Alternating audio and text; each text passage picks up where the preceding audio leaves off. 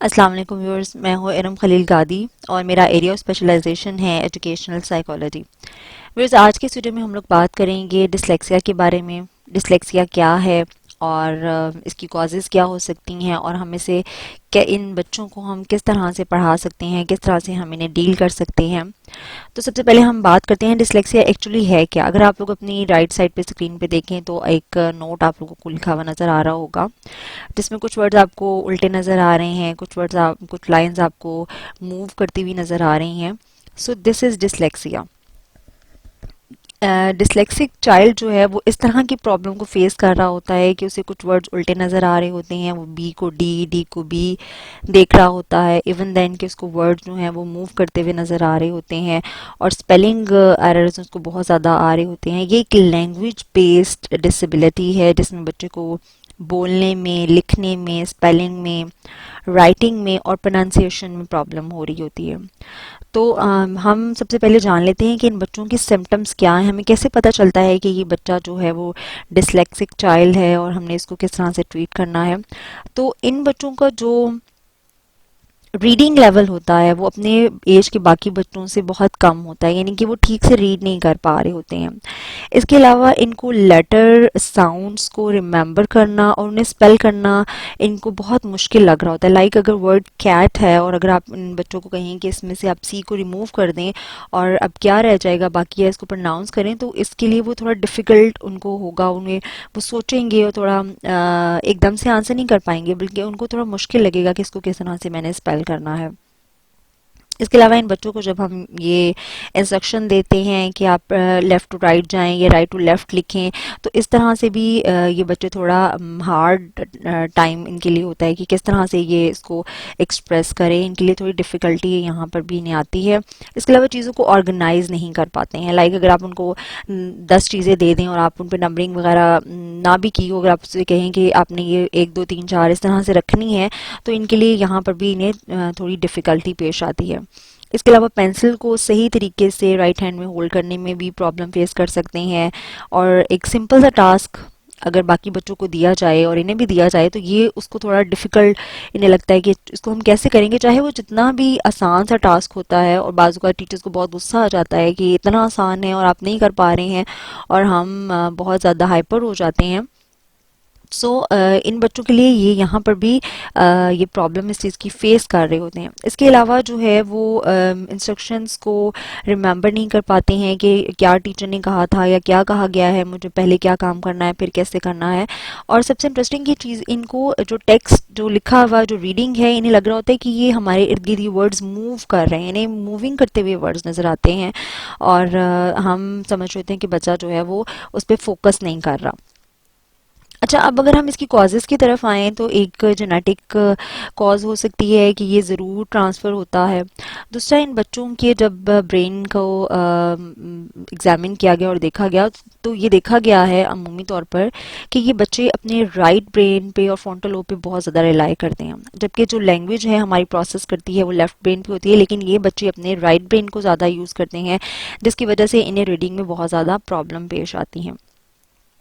अच्छा, अब हमने इन बच्चों को ये नहीं समझना कि ये जो बच्चे हैं ये बिलो एवरेज बच्चे हैं, ऐसा बिल्कुल भी नहीं है। ये बच्चे या तो एवरेज हैं या अबव एवरेज हैं। अगर आप अपनी स्क्रीन पे देखें तो यहाँ आपको 3 इन्वेंटर्स नज़र आ रहे होंगे। अल्बर्ट आइंस्टाइन है और मिकाल फ्राडे है, निकोला टेस्ला है, और इसके अलावा बाकी जो है ये तो सिर्फ मैंने 5-6 की पिक्चर्स यहाँ पे आप लोगों को दिखाई है, लेकिन ये 3 इन्वेंटर्स हैं जो शायद आप लोग इससे पहले ना जानते हो। और मेरे लिए भी जब मुझे पहले ही पता चला तो बहुत एक हैरानकुन बात थी कि हम समझते हैं भाई ये बच्चा तो डम्प है, हम उसको डम्प कहना शुरू कर देते हैं। और हमारा ये बिहेवियर, यकीन करें कि पाकिस्तान में तो हम बच्चों को बहुत ही बुरे तरीके से ट्रीट करते हैं और मुझे बाज़ औक़ात बहुत ज़्यादा शर्मिंदगी भी होती है और हमारी इसमें अपनी लाइल्मी बहुत ज़्यादा होती है। तो हमें अगर पता चल जाए, हमें अवेयरनेस हो इन बच्चों के बारे में, तो हम अपने इन बच्चों को किस तरह से ट्रीट करें, तो शायद मतलब हम अच्छे तरीके से इन्हें ट्रीट कर सकें। लेकिन अफसोस की बात यह है कि हमें बहुत ज़्यादा अपनी टीचिंग लाइन में इन बच्चों का पता ही नहीं चलता कि ये बच्चों को ये प्रॉब्लम फेस कर रहे थे। हम सिर्फ ये समझ रहे होते हैं कि ये बच्चा तो बस ना पढ़ ही नहीं रहा, फोकस नहीं कर रहा। हमने एक ही नंबर की ऐनक लगाई होती है और हम उसी से बस देख रहे होते हैं कि ये बच्चा बस पढ़ ले किसी तरह से, और हम ये नहीं देख पा रहे होते कि वो डिफरेंट है बाकी बच्चों से। अगर हम अभी भी इस चीज़ को रियलाइज़ कर लें और हम अपने इन बच्चों को आइडेंटिफाई करना शुरू कर दें, तो शायद हमारे ये बच्चे हमारे लिए बहुत ज़्यादा फ़ायदेमंद साबित हों और हमारे लिए कोई इन्वेंटर बन जाए, हमारा कोई बहुत ज़्यादा मतलब इस फील्ड में आगे आ सके। क्योंकि अगर हम इनकी स्ट्रेंथ की तरफ देखें तो आप देखेंगे बच्चे बहुत ज़्यादा क्रिएटिव होते हैं, बाकी बच्चों से बहुत डिफरेंट होते हैं, बहुत क्रिएटिव होते हैं, प्रॉब्लम सॉल्विंग में बहुत एक्सपर्ट होते हैं, बिग पिक्चर थिंकर्स होते हैं, क्रिटिकल थिंकिंग इनकी बहुत अच्छी होती है। इसके अलावा जो ओरल कॉम्प्रिहेंशन है उसमें ये बहुत एक्सीलेंट होते हैं। हमने अब एक बात तो ये तय कर लेनी है, हम पाकिस्तानी टीचर्स ने स्पेशली, कि हमने अब इन बच्चों को, अपने इन बच्चों को जो इस डिसेबिलिटी को फेस कर रहे हैं, हमने उनको सपोर्ट करना है, हमें उन्हें अकोमोडेट करना है, फैसिलिटेट करना है। ना कि हमने अपने वर्ड से और अपनी लैंग्वेज से और अपने बिहेवियर से हमने इन बच्चों को टॉन्ट करना है और उन पर एक लेबल लगा देना है, बल्कि हमने इन्हें फैसिलिटेट करना है। तो देखिए कि ये हमारे मुल्क के लिए और मतलब कितने ज़्यादा फ़ायदेमंद साबित होंगे। चलते हैं हम इनकी टीचिंग स्ट्रैटेजीज़ की तरफ कि हम किन स्ट्रैटेजीज़ को यूज़ करके अपने इन बच्चों को फैसिलिटेट कर सकते हैं। तो सबसे पहले इनके लिए हम मल्टी सेंसरी अप्रोच को ज़रूर यूज़ करें। स्पेलिंग में ज़ाहिर एरर बार बार इन बच्चों को आता है, तो उसमें हमने सिर्फ एक मेथड नहीं यूज़ करना कि भाई आप लिखो, आप बोल रहे हैं, बाकी बच्चों से थोड़ा अगर इनको डिफरेंटली हमें ट्रीट करना पड़ता है, तो उसमें हमने मल्टी सेंसरी अप्रोच को यूज़ करना है। वर्ड को वो बोले भी, फिर टैप भी करे, उसके वर्ड्स को काउंट भी करे, विजुलाइज और ड्रॉ भी करे, फिर एयर में भी उसको लिखना उस तरह से सिखाएं। ये बहुत बच्चे के लिए हेल्पफुल साबित होता है उसको वर्ड्स को याद करने में, क्योंकि वो एक इमेज बना लेता है, सुनता है, देखता है, और वो हर तरीके से जो है वो वर्ड को एक्सपीरियंस करता है और उसको वो जो स्पेलिंग है वो याद हो जाते हैं।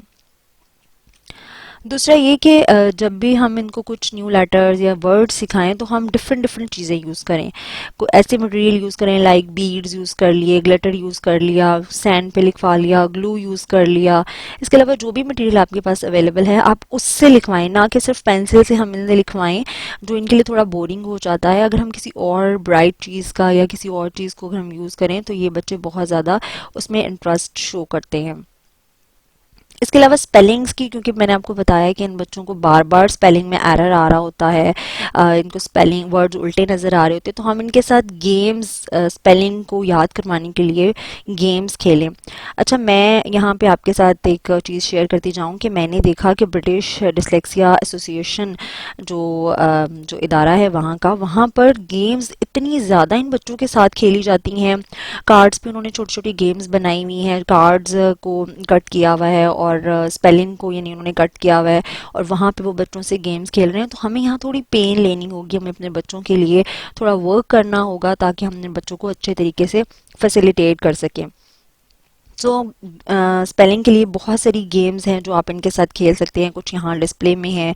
इसके अलावा आप गूगल से बहुत सारी गेम्स को सर्च कर सकते हैं ताकि हम इन्हें स्पेलिंग अच्छे तरीके से याद करवा सकें, ना कि सिर्फ हम इन्हें डिक्टेट करवाएं कि हम बोल रहे हैं और आप ये लिखें। इसकी बजाय हम दूसरे मेथड से हम इन बच्चों को स्पेलिंग अच्छे से याद करवा सकते हैं। नंबर 4 पे ये कि हमें अपने बच्चे का जो इंटरेस्ट लेवल है उसको आइडेंटिफाई करना होगा, यानी वो किस चीज़ में ज़्यादा इंटरेस्ट ले रहा है। उसके आर्ट में उसका ज़्यादा इंटरेस्ट है तो हम चीज़ों की पिक्चर्स वगैरह बनाने के लिए उसको दे सकते हैं, या हम उसको इस तरह का काम करने के लिए दे सकते हैं जिसमें वो पिक्चर्स बनाए चीज़ों की और वो उसमें ज़्यादा इंटरेस्ट ले, बजाय इसके कि हम बाकी बच्चों की तरह से उसको ट्रीट करें। तो हमें उसकी इंटरेस्ट के मुताबिक एक्टिविटी उसके लिए डिज़ाइन करें ताकि वो उसके लिए ज़्यादा सूटेबल हो सके। अच्छा, अब ऑनलाइन का कितना एक फैशन हो गया है, अब कोरोना की वजह से तो ऑलरेडी बहुत सारे लोग जो हैं वो अब ऑनलाइन क्लासेस की तरफ आ रहे हैं, तो हम क्यों ना इन बच्चों को अपनी ऑडियो बुक्स की तरफ लेकर आएँ बजाय इसके कि वो रीडिंग की तरफ आएँ, क्योंकि उन्हें वर्ड्स की वहाँ पे उन्हें प्रॉब्लम हो रही होती है, उन्हें उन्हें वर्ड्स डबल नज़र आ रहे होते हैं, उल्टे नज़र आ रहे होते हैं, तो हम उन्हें ऑडियो बुक्स की तरफ लेकर आएँ रीडिंग में, ताकि ये उनके लिए ज़्यादा फ़ायदेमंद साबित हो सके। इसके अलावा हम कुछ ऐसी ऐप्स ज़रूर यूज़ करें, जैसे nesse.com है, ये एक ऐसी ऐप है जहाँ पर कार्टूनिक जो लेटर साउंड्स वगैरह बच्चों के लिए बहुत ज़्यादा अपीलिंग होते हैं। इसके अलावा डिसलेक्सिया गेम्स.com है, और ऐसी एजुकेशनल ऐप्स हैं जिसके ज़रिए से बच्चों को स्पेलिंग याद करवाए जा सकते हैं, साउंड्स याद करवाए जा सकते हैं। तो इस तरह से डिफरेंट ऐप्स को ज़रूर जो है वो यहाँ पर यूज़ करें। इसके अलावा एक और चीज़ इन बच्चों के लिए कि जब भी हम इनको रीडिंग करवाएं तो हम एक ऐसे स्केल ज़रूर यूज़ करें जहाँ पर वो रीडिंग को फोकस कर सकें, यानी जिस लाइन की वो रीडिंग करें वहाँ पे वो स्केल रख लें और वहाँ से फिर जो है वो बच्चा रीड करे, और इसलिए बहुत उसको आसानी होती है उसको रीड करने के लिए। इसके अलावा एक और चीज़ बहुत इनके लिए हेल्पफुल साबित होती है कि इनकी इंस्ट्रक्शंस को हम एक तो स्टेप बाय स्टेप कर दें, और बहुत ज़्यादा हम ये नहीं कि कॉम्प्लेक्स किस्म की हम उसको इंस्ट्रक्शन दें, बल्कि सिंपल इंस्ट्रक्शन हम इन बच्चों को दें। जब वो फॉलो ही नहीं कर पाते हैं तो हमें उनको आसान इंस्ट्रक्शन देनी है ताकि उनके लिए आसानी हो। एक नंबर 9 पे मैं आप लोगों को ज़रूर ये रिकमेंड करूँगी कि जो भी आप इन बच्चों को वर्ड्स करवाएं वो आप इनकी पिक्चर्स ज़रूर बनाएं। ठीक है, पिक्चर्स बनवाएं, और इस तरह से क्या होता है कि पिक्चर से वो बच्चे इन चीज़ों को बहुत ज़्यादा अच्छे तरीके से मेमोराइज़ कर लेते हैं, इनका इमेज बना लेते हैं। इसके अलावा मैंने देखा कंपाउंड वर्ड्स के उन्होंने बहुत अच्छे इमेजेस बनाए हुए थे, और भी जो वर्ड्स हैं उनकी इस तरह से इमेजेस, उनकी इस तरह से पिक्चर्स बनाई गई थी कि वो बच्चे उसको बहुत इंटरेस्ट के साथ जो है वो देख रहे थे और याद कर रहे थे। यहाँ पे एक और चीज़ मैं आप लोगों के साथ ज़रूर शेयर करना चाहूँगी कि इन बच्चों के लिए हम बजाय इसके कि हम इनको कॉपीज़ पे लिखने के लिए टास्क दें, हम इनको लैपटॉप पे या अगर टैब्स हैं तो उनके ऊपर हम इन्हें लिखने के लिए दे सकते हैं, ताकि वो उससे ज़्यादा इंटरेस्ट लें और अच्छे तरीके से उन्हें अपने स्पेलिंग्स वगैरह को मेमोराइज़ करें।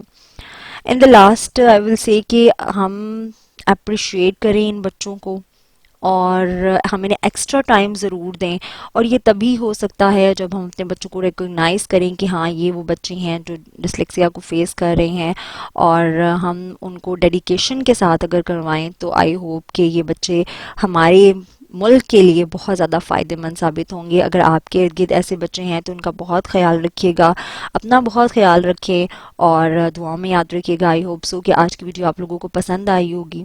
अल्लाह हाफिज़।